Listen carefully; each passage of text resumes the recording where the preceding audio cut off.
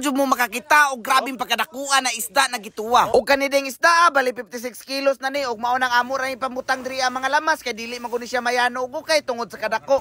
Luy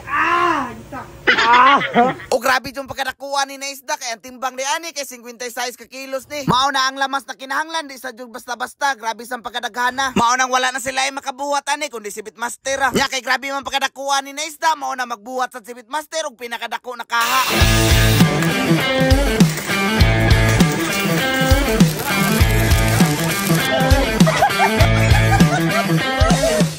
Agaway, ragluy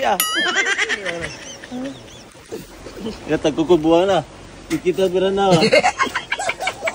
Dako makayong isdang gamiton mo nang gigamitan sa dako kay nakaha. Mao nang din dapita mo na ni gibutangan og mineral water. Og tungod sa kadako sa kaha unom jud ka mineral water nga mo ang nabutangan ni. Og pagbukal sa ini tubig amo ang nagibutang diri ang isda na grabing pagkadakoa. Og tungod sa kabugat upat jud mi kabuok ang nitabang ani kay base mapaso sad mi sa ini tubig. Og mao na ni iham porma kung luto na. Nindot na jud kay tanawon sa mga mahilig diha og sabaw anli ang ato ang sabaw diri. Kay kung sa karinderya hilig kay mo diha og sabaw kung mangaon mo. Naa diri ila Bitmaster ay pwede maligo kay grabe pa kadagkuas kaha.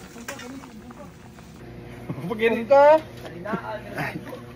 Nita. Ay, nita kayo. Atong tilawan. Tapos ikog.